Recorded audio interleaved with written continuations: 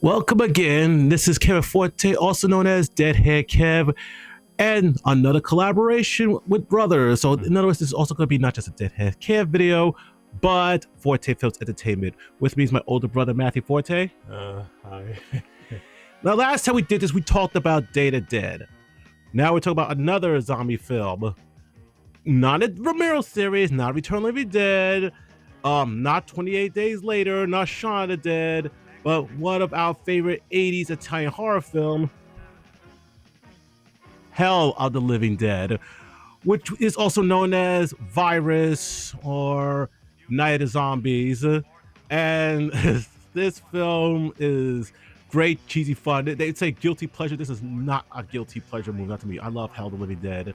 It's a film that came out in 1980 and came into America in 1983. It was actually released twice in the United States. The first time was October 14th, 1983, and it was released again on January 20th, 1984. So not that far off, So you ready to talk about this masterpiece? Yeah, I'm ready.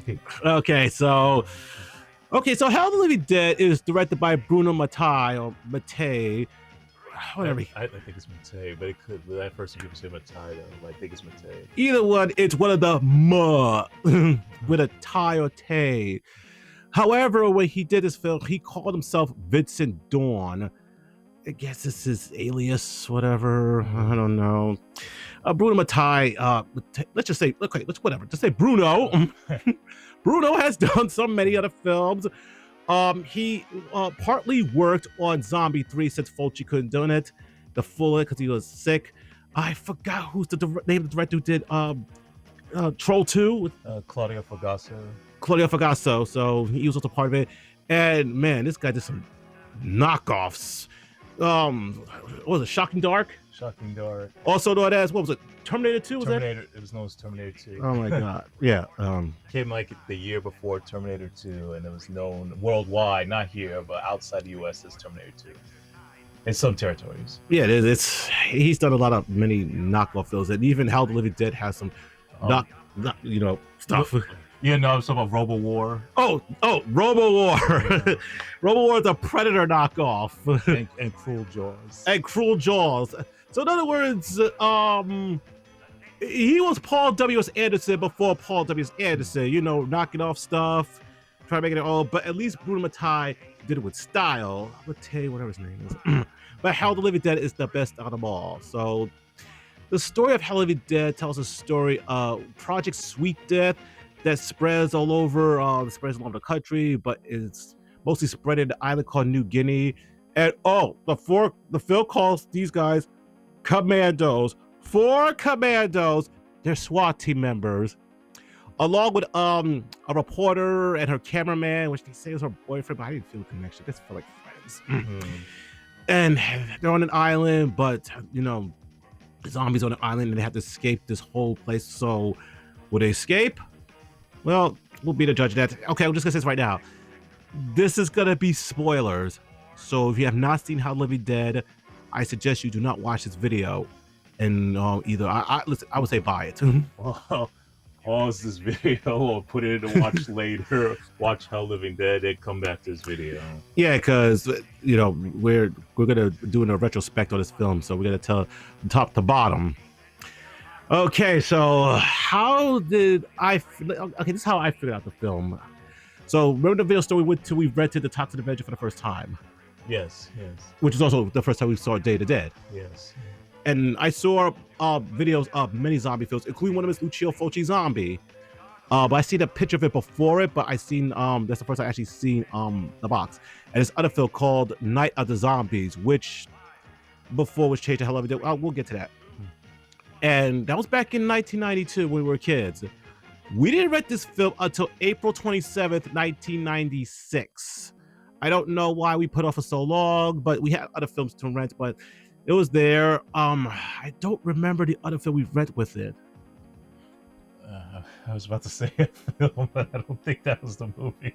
No, that's when we rented Casper. Yeah, okay. That was a particular movie. No, that was when we rented Casper. The only thing I know is that the next day we rented the True Lies video game on the Sega Genesis, which was actually better than we expected.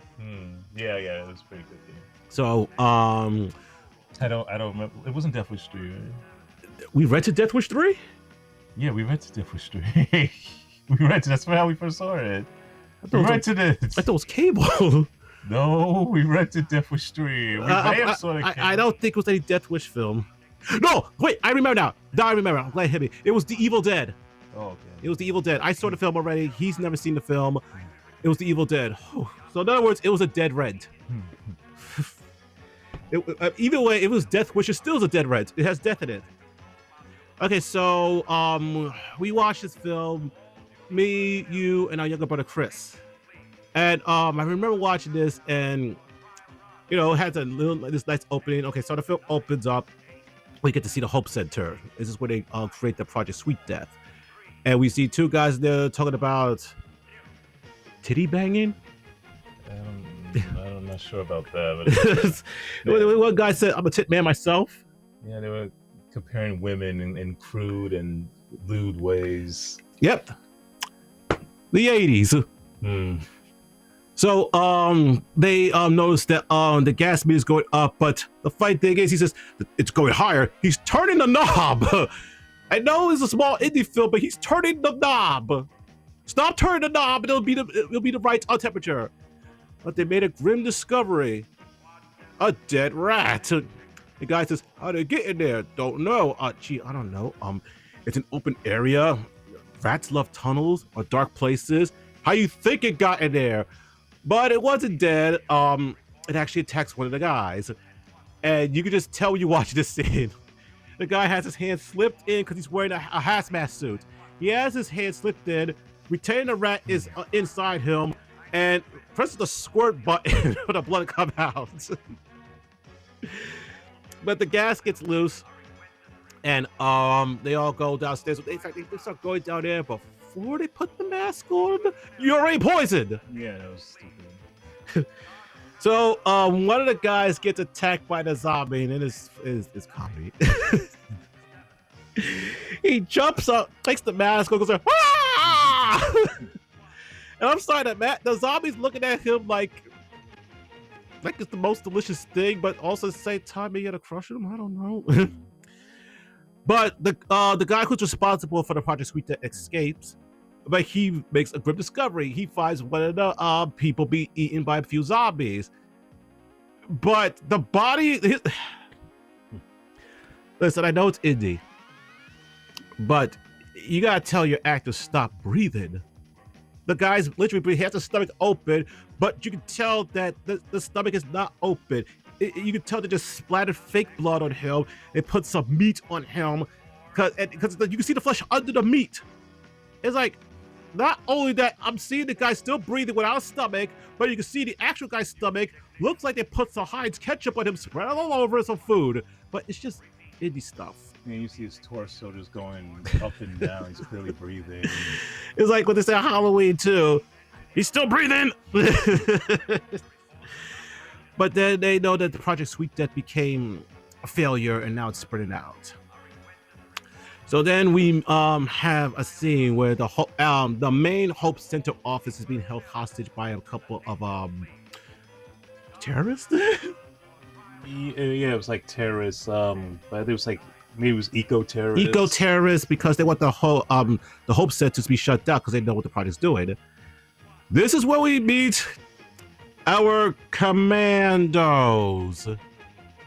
We're wearing the same suits that Ken Foray and Scott Reiniger were wearing at the beginning of Dawn of the Dead. Pretty much it was like the same thing. Bruno Matttei, do you know the difference between commandos and SWAT members? No? Did anybody that said know the difference? No? But let's go introduce him. Okay, so I think the leader was called, his name London, right? Yeah, I think London. And then there's his pal, Vincent.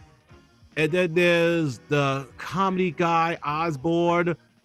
And then there's my favorite, the psychopathic, sociopathic, whatever you could call him, Zed Toro, who is supposed to be like Roger, but I'd rather have Roger on my side than this guy. At least Roger was good. At least Roger was good. This guy is...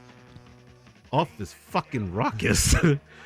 So they go in, and this is when me, Matthew, Christopher watching film, notice that something's with the music score. Oh yeah. They play the music score from Dawn of the Dead. The one that goes like so wait, what? Now you're using SWAT members and now you're stealing music from Dawn of the Dead? Well, thanks. Don't you a big fan there, Bruno? I think it was the track named Zombie. Yeah, that's the one. From Goblin. The Goblin. They took Goblin's score. I remember first hearing that, I was like shocked. Like, nah, they didn't actually steal Dawn of the Dead's score. But I mean, I found out years later they actually didn't steal the score. They actually did get permission from Goblin to use the score in the movie, but they still used the exact same score, at least pieces of it, in Romero's masterpiece Dawn of the Dead. They steal another score from Dawn of the Dead, and there's another film that they use that's from Goblin. We'll get to that after that. So when they break inside, Osborn has the gun to one of the people tells him to put his hands up, which he does, drops his weapons. Then our favorite psychopath comes in and slits the guy's throat. That's murder. He's supposed to zip tie the guy. But the funny thing is, when you see him slit the guy's throat and the guy turns over, he's already full of blood in it, which means you don't see the guy's face. You don't see this guy's face as Osborn has the gun on him. You don't see him until he gets his throat slit. And you could tell that the prosthetic was already on this guy. Indie style. So they go in, they eliminate everybody, but the guy who was the leader of this eco-terrorist tells them that they're all doomed to a horrible death to be eaten up and devoured by each other. Then we get there automatically on the island of New Guinea. Oh, and guess what? This film has plenty, and I think the film's maybe about 35% stock footage from what was the documentary? I think it was Mondo Kane, or a Mondo Kane type of documentary from the 1960s, I think. Yes. It was a documentary, though. It was documentary footage. Yeah, they used documentary footage to use it for the season of I Do Guinea for, I guess, more shock effect, because it was gross. I don't know. Maybe they thought having real footage would make the film feel more authentic. I don't know. Yeah, but you can just easily tell stock footage. Yeah. It doesn't even match. Yeah, it doesn't match. So they're just magically on there because they're on a mission to go on the island, a mission from the government to go on the island to recover something. It was to recover the documents. Yeah. Could anybody tell me the SWAT team members do that? No. SWAT team members may do a situation with terrorists in buildings like they did earlier, but they don't do special government jobs. SWAT teams don't do that, Bruno. Maybe G.I. Of course, well, G.I. Joe would do it. They're a real American hero. So then we meet 4 characters. One of them is the reporter, Leah, and her boyfriend, Max, who's the cameraman. Oh, wait, I'm sorry, 5 characters, because it's a husband and wife and a son. Yeah, so it's 5. The son is sick, because he was attacked by some lunatic native. And so Leah and Max go out to get some water, and the guy's wife goes out to get some fresh air while he takes care of the son. So she gets into this church, and once again, more goblin music. Except this time it's not from Dawn of the Dead. It's from the film Contamination. And to me, this music score, which is called Connection, which is one of my favorite music scores of all time. Mine's too. Works best for this film than it did in Contamination. It just does. Contamination, when they use the music, all these music pieces, it's like, it's nice, but it doesn't work. But yeah, it works better with Hell Let Me Dead. So if you know, if I post anything Hell Let Me Dead on my social media, I always play that music. I don't play Dawn of the Dead because Dawn of the Dead stays with Dawn of the Dead. So she goes in there and she sees, I think, the priest. Yeah. She goes to father. Yeah. He's like out. He's down, but when she keeps shaking him, he then turns his face and he looks like Two-Face. And it's even looks better than the Two-Face we see in Batman Forever. Yes. And this film came out 15 years before that. So when it happens, the son dies, but then he's revived back. but it's just so fucking funny because you can tell the director's directing this kid. Yeah.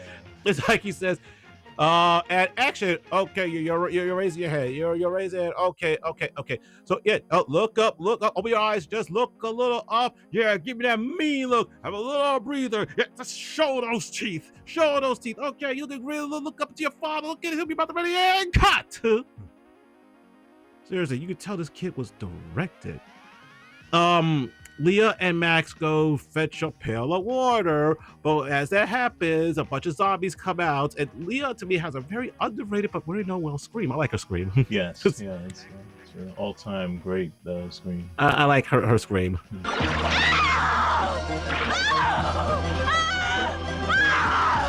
So what we get after that, we see the wife coming out of the church, but she's holding her neck. And you see the zombie just walking at her, which to me, one of the best zombie walks ever. This guy, he has his arms out, he's moving like this, but then he stops and goes back and forth. It's that, if you just gotta see the scene, it's just eerie. It's not comical, it's eerie looking, like he's just dead out of it.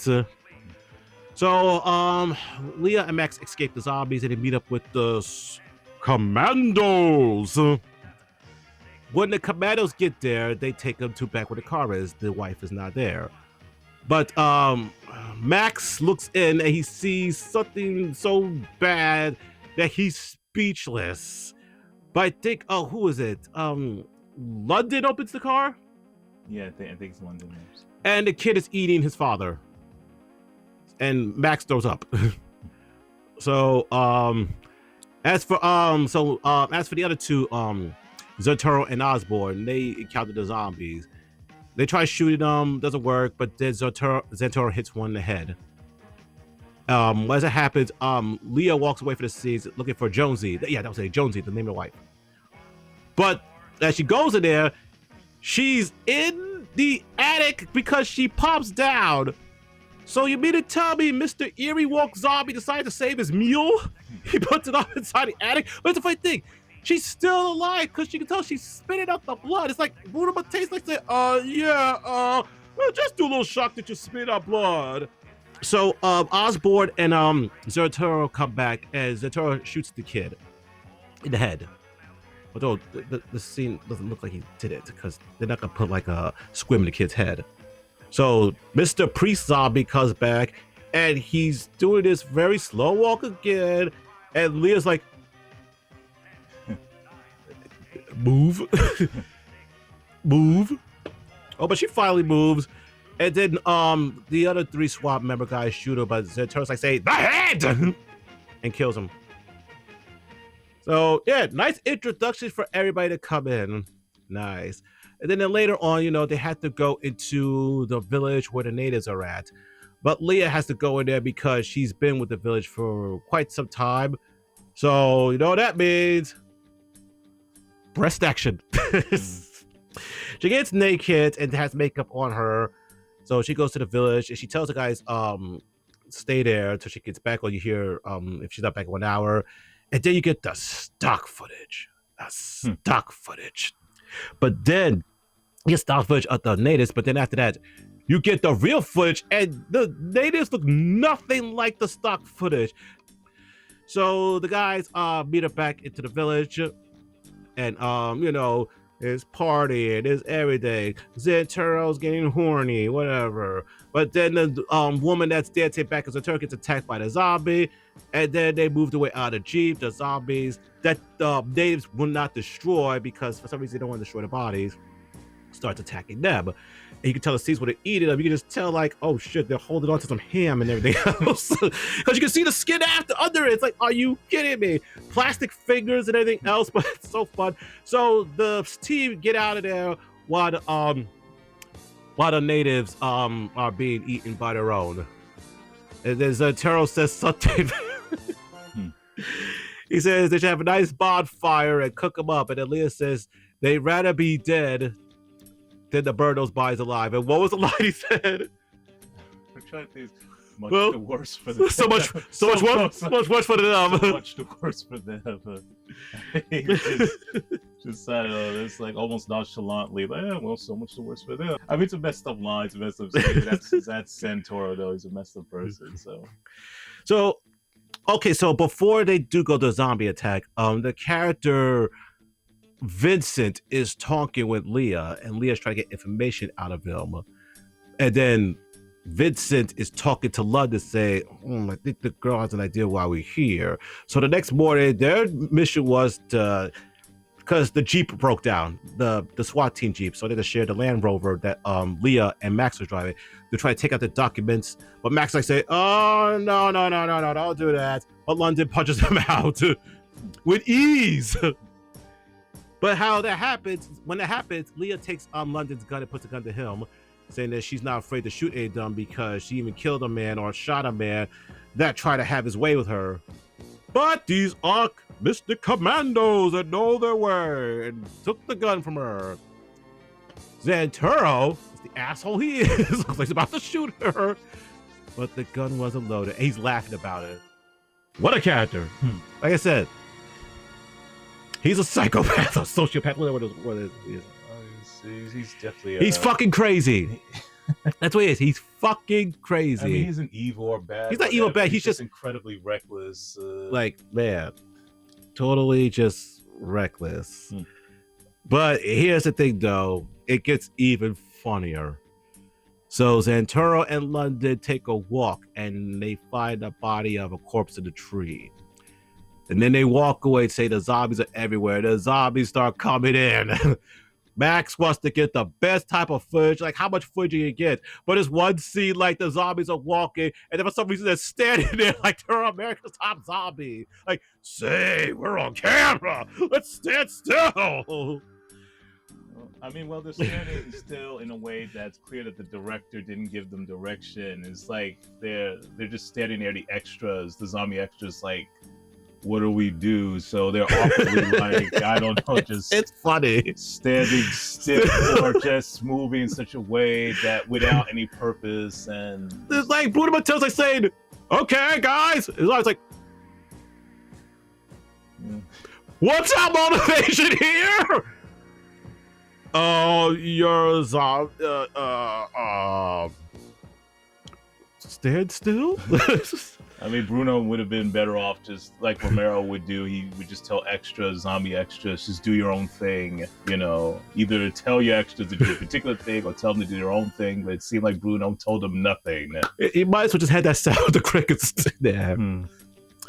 So the team is starting to shoot the zombies, but they're not shooting them well. Santoro and Osborn are there, but then Osborn opened up the demon that's inside Santoro. He tells Santoro that I think you're scared. I think you're shaking your boots or you're pissing your pants on it. And then like Santoro's like, you think I'm afraid? Okay. This is where we get to see Santoro at his best. He does this multiple times in films. He goes over there with a gun, tells Osborn to get the car ready, and then he tells her, I told you to shoot him in the head. And he starts shooting in the head, and he starts playing around with the zombies. He's like, you hungry? You want to eat me? What? Hey, how about a wing? And the zombies actually have him on the arm. The zombie's like, I can't stretch. He's too far. He's like 2 inches close. And he shoots him in the head. But then it gets funny when it starts showing footage of what's happening now with the UN? Yeah. The UN. And they see footage of the New Guinea president, whatever he was. That you could tell this voice sound like this guy does not look like well, the accent doesn't match with somebody who is from Papua New Guinea. It sounds like an Englishman. They clearly dubbed the actor's voice was supposed to be playing someone from New Guinea with somebody who sounds like a posh Englishman. So I don't know. It sounded terrible. He's like, oh, we must cremate the bodies. The bodies must be destroyed immediately. I said that voice doesn't match that man. Oh yeah, other ones, yeah. It's like just the accents don't. It sounds more American, that one, but it's like the accents don't match somebody who's from that area. But I think the guy he's talking about is my favorite. I think he's supposed to be the Prime Minister of Papua New Guinea, like that. Yeah, whatever the equivalent of a president or a prime minister. It's funny. He goes like, "You, I destroy my people. You, are murdering my people. Why did you stop telling lies? You brought up a curse. Mother devouring their offsprings. Blah, blah, blah, blah, blah, blah, blah. You do not match that. This is where things get really maddening. So they enter this house. Look, it's owned by a big shot. London decides to go upstairs. He tells Osborn to go downstairs, the basement. So it's pure stupidity. First, London's fucking stupidity. He goes upstairs. He finds an old lady that looks like it's clearly dead, but something's open in her stomach. He wants to put his hand in her stomach because something's moving in there. Oh, it's moving. Let me check again. Oh no, it's a cat. Then she comes to life and attacks him. Well, you know, he dispatches her, but still, why would you put your hand inside somebody's stomach? Yeah. What are you gonna find in there? Trick-or-treat candy? Maybe if that person's already dead. It's already dead. If something's in that stomach and something's moving, I'm getting the fuck out of here. But that's, if you really want to know stupid, it's Osborn. So Osborn is downstairs, which has a costume section. He puts away his guns to put on he puts over a tutu over him, over his outfit. He's top hat and cane. I'm not joking. He starts singing and dancing. Why? So he enters this room. It's all empty. Then all of a sudden, zombies magically appear. Two of them take a bite out of him, and he's not screaming yet until one zombie pulls out a piece, and then he goes, oh, ow, ow! Like, you might as well have the zombie like, dude, she just bit you, and I just took a big chunk out. You're not feeling pain. Oh, shit, oh, the pain! So, Zanturo, Vincent and Max discover Osborn being munched. Oh my god. Zanturo's funniest moments. He goes crazy. He's seeing his friend dead. He says, bastards, filthy jackals. Look at them, they're eating like pigs. You goddamn ghouls. And he starts shooting them. He doesn't even shoot him in the head because he's lost it. Wait, didn't he say rat-faced ghouls? What was it? I don't know, could be wrong. He could say rat-faced ghouls. Could be one of them. I don't know. He does us ghouls. Yeah, he definitely says the... But the zombies are just appearing. So they leave Leah by herself. She's armed with a gun, but she does the one thing you don't do. You back up to a window, and the zombies break through. They grab her, and they still can't take a bite out of her. London comes in and saves her. And, like, it's funny, he says filthy brutes. And, like, it's funny, though, because you have one scene, there's one room, you see the zombies, some of the zombies in the kitchen where they're grabbing Leah, but then some of those zombies appear again in the room where Zanturo, Vincent, and Max are. These are magic zombies. But what's also funny is when you see Osborn's dead body, the zombies are just go like, like, what the fuck are you biting? At least Osborn's not moving. At least he knows how to play a corpse. But then, they had to abandon because it was just too many. And Zanturo's not finished, though. So he takes a piece of a chair leg and he makes a torch. So he's playing around with the zombies again. So, you hungry? You want some of me? Like, he actually wins. So they all get back into the Jeep. Which, here's what that's funny about the scene. So when they enter the house, and when it's still in the house battling the zombies, it's daytime. But then now it's magically nighttime after that. Like, huh? So they escape, but however, one of the zombies jumps in, and a whole bunch of the zombies come in. Because the whole horror movie routine. Van doesn't move, but then moves later. So now they're a team of 5 now instead of 6. So they find a raft. What do you call it? A inflatable raft? Yeah, a inflatable raft. Yeah. Yeah. So they leave the island, but then they're in at the Hope Center. The whole thing of it all. So they enter the Hope Center, which is smart because Vincent tells London, "Yeah, if we're gonna do this, we're gonna stick together." Because, like, why separate? You know why split up? I hate that split up shit. It doesn't make any sense for movies to do that shit. You don't know his place. So they go there. They go by the elevator. Zeturo and Max are there. But then Zeturo tells Max, the elevator's coming, go get the others. But then Zeturo is looking at the camera like this. He says, who's over there? Let's see, director, the crew, the boom mic guy, so the director of cinematography, the person who's serving your lunch, they're over there. But they all the gang goes there and they go by the elevator. But when the elevator opens, dun, dun, dun, they make a snack out of Max. So he's dead. Zeturo again loses it.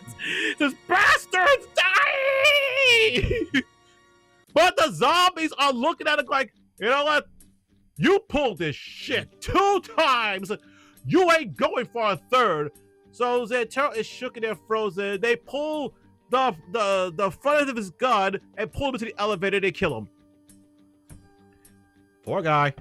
But here's the funny thing: when they look up, the elevator goes up when that happens, so you don't see him die. But when it happens, blood comes down, and for some reason, Leah is looking up, getting a blood bath.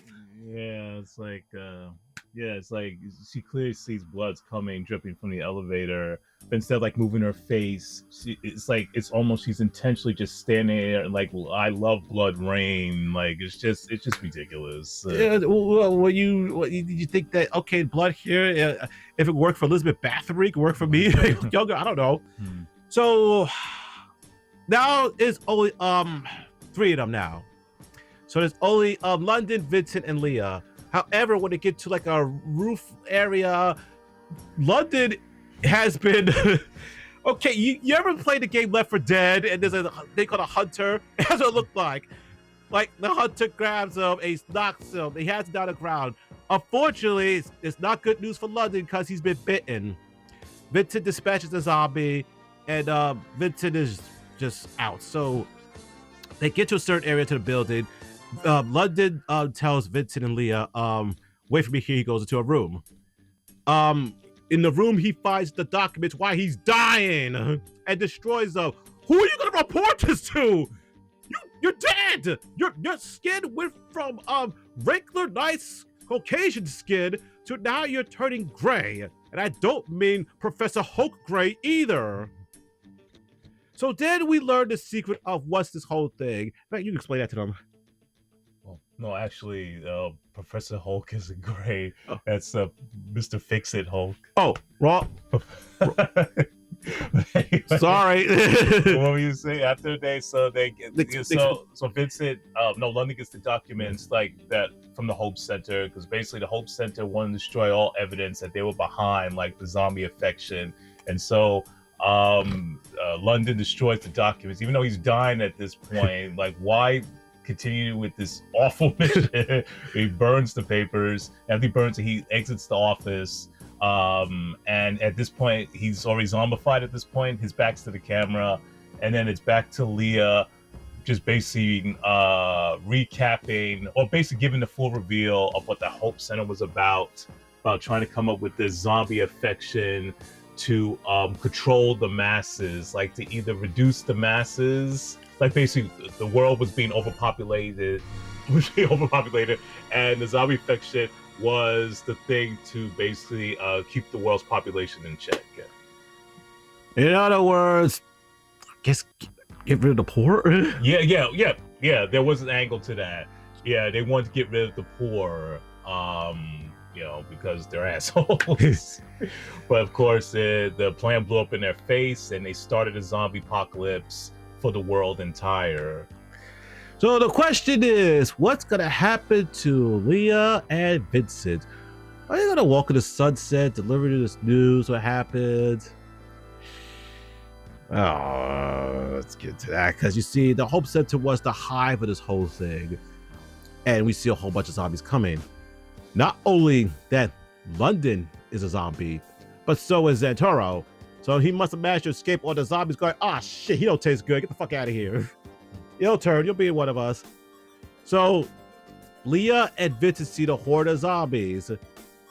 And it's not pretty. Vincent is grabbed off screen.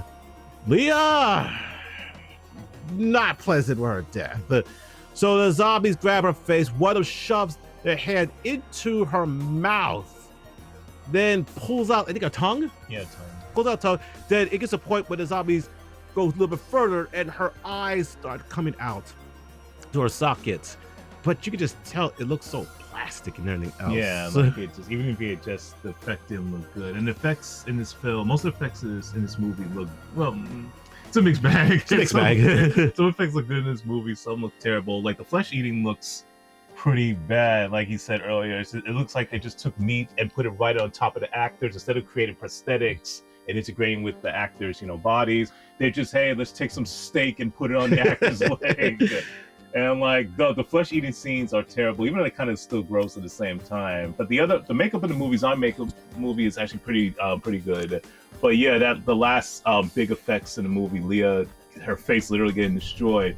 Just you see the pores stretching as they're like taking up the eyeballs and stretching her face. You see the little hole. You see the holes. In other words, they needed Tom Savini. Yeah. So yes, nobody makes it. So, but we're not done yet. So this whole thing's over. It's all over the news. And Bruno Matttei watched Night of the Living Dead because there's a scene in Night of the Living Dead where they said they had a cadaver. It was dead, but it opens his eyes and moves. They have somebody say that on TV. So yeah, not only stealing from dawn, he's stealing from night. Day didn't come out yet, but I guarantee that day came out. We're still for that too. Yeah. So everybody's talking about, the dead come back to life. No, the whole thing's fake. But we get more focus on this couple. So they leave the bar. They're outside making out. And he's like, he wants to do it. But then she says, if you do it now, you won't marry me. We know where this is going. So he's pissed off. So pissed off to the point that when she asks for a lighter, he says no. Then she says, I'll ask that guy right over there. This guy's back is turned. He's sitting on a bench. The guy's telling her he's sleeping, he's tired. I'll light the match for you. He's like, too late. So she goes up to him and asks for a light. But the guy turns around and it's a zombie. Or I don't even know, because it turns around, but then the body falls down and it doesn't move. So how does a dead body, like completely dead body, turn its round and it falls dead? I don't know. But 3 zombies come in, one from behind and attacks her, and then the other 2 start coming in. And one on top attacks her is going by her neck and even mutilate her hair, but the other 2 look like they're eating her clothes. Yeah, they're just same thing. They just put the meat or whatever, and they just put in the actress's jeans. Yeah, it's like, are you moth zombies? What the fuck is this? This is like. But then the boyfriend sees this, but as he's distracted by seeing this, a bunch of zombies come in and a bunch of them jump on him. You don't see him get devoured or anything, and then the last image we get is a zombie walk close up. Although I ain't gonna lie, when the zombies are jumping in that man, they're getting more frisky than Yeah. Very bleak ending, which is pretty cool. Now I remember when we rented this film the first time, I don't think our biggest impression was on it was like. Yeah, I mean, I thought it was fine. I thought the movie. I mean, I did like the movie, but I didn't have any desire to ever watch it again. Though, not that I thought it was like. It's like, if I see it again, that's cool. If I don't ever see it again, that's cool too. So, but the thing is, in the year 2000, I remember the date. It was June 9th, 2002. I came back from work on a late night. You brought the film DVD, which was released the first time on DVD by Edgar Bay. And I saw the cover. I said, "Hell of the Living Dead." This is not the film's title. So I thought this film was called Hell of the Zombies. Night of Zombies. Night of Zombies. Like, no. So it must be one of those things that sometimes films change the title. But I prefer the title Hell of the Dead better than Night of Zombies. Yeah, that surprised me too, seeing it, because I bought it and I'm like, why does it say Hell Living Dead on it? And I checked, like, is this the same movie? Is this Night of the Zombies? It was. And I just thought that, yeah, because films sometimes have different titles, particularly films that were made overseas. But this one sticked. They decided, Hell Living Dead sounds better than Night of Zombies, which I agree. We watched it at DVD, and we didn't watch it for quite a while again after that. Like years. I think that we watched it again in 2009. Yeah, it was 2009. It was late 2009. Late 2009. And I said, let's go watch this on. Let's put it on. I think we still liked it, but you know what? We liked it, but it grew a little, but not too much. In 2009? Yeah, was that like we watched it and it was better with it, but we still did watch it again to like I think it was a year after or something like that. I thought it was when we saw it in 2009. That's when that happened. Could have been. But I know after that it was either that or that time. But you know, you're probably right about that. That's when it grew on us. Like this film became an annually watched movie. Yeah, like when we watched it again in late 2009, I think it was December.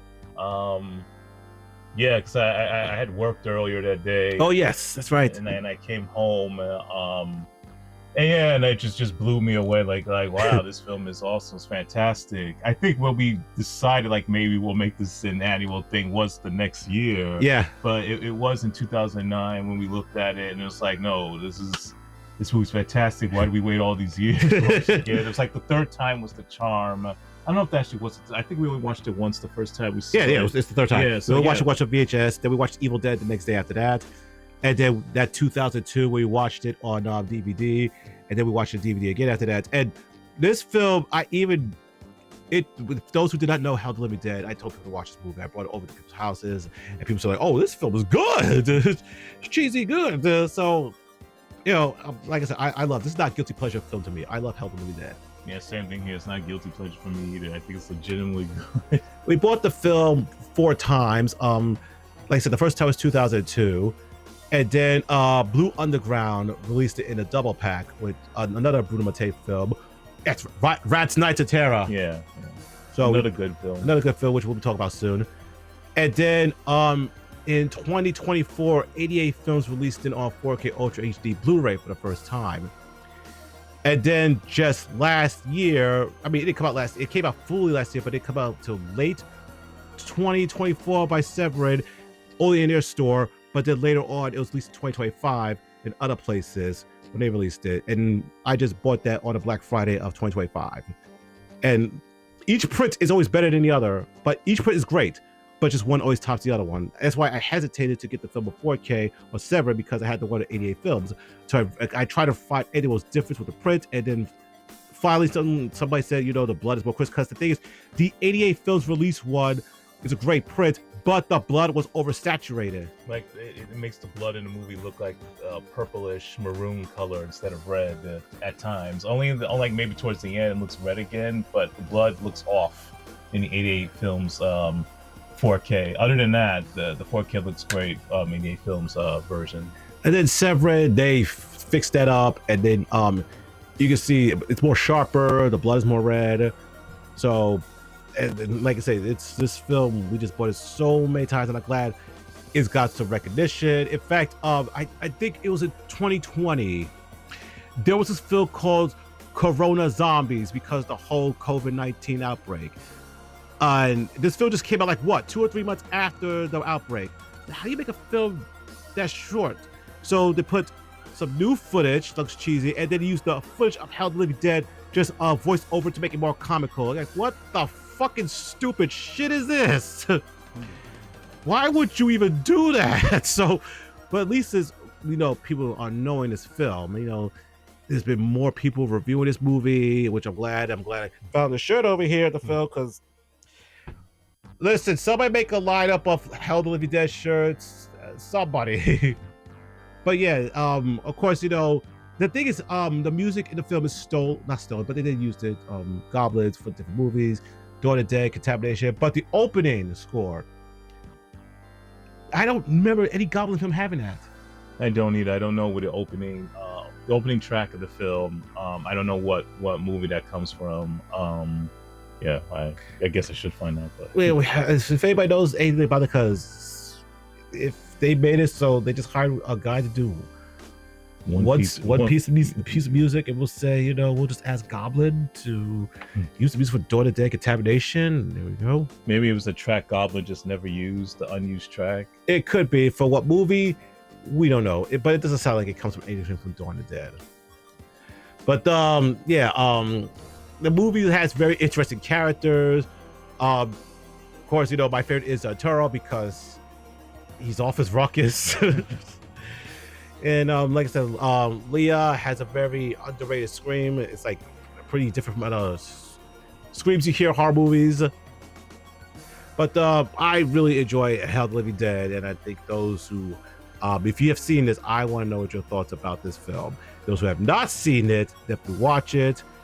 Hopefully, you watching it now, and then you watching this video of our thoughts on this retrospective of Hell the Living Dead, which is also known as Virus or Night of the Zombies. But yeah, it's just Hell the Living Dead.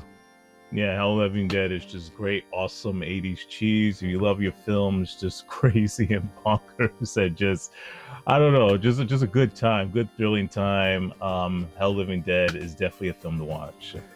Which reminds another thing of something Hell the Living Dead did use. It's the film poster. So the film, the zombie as you see here, if you know anything about Fulci's movies, this is the image of the zombie that was used on the poster of City of the Living Dead, aka The Gates of Hell. They just did a little work on it, but it's the same one. It's like it's this dude over here. But this is not a Hell the Living Dead mask. It's a City of the Living Dead mask, not Hell the Living Dead, but it's good to use it for its purpose. I had that mask for about 19 years now. So I use it sometimes when I do photos of City of the Living Dead or Hell the Living Dead. Either way, it's something Living Dead, Hell, City, whatever. But I do like the post of this film. I always did like the post. I always did love the post of this film. So glad I finally found the shirt of it because I tried to find it everywhere, but finally found it just in time for this video. And I'd like to hear your thoughts on Hell the Living Dead. What you thought about it? And you be honest. Be honest. Who's your favorite character in it? What did you think of the ending? Would you recommend this film to somebody? Damn sure no, I would and have. So, I am Kevin Forte, aka Deadhand Kev, with Matthew Forte. Yes.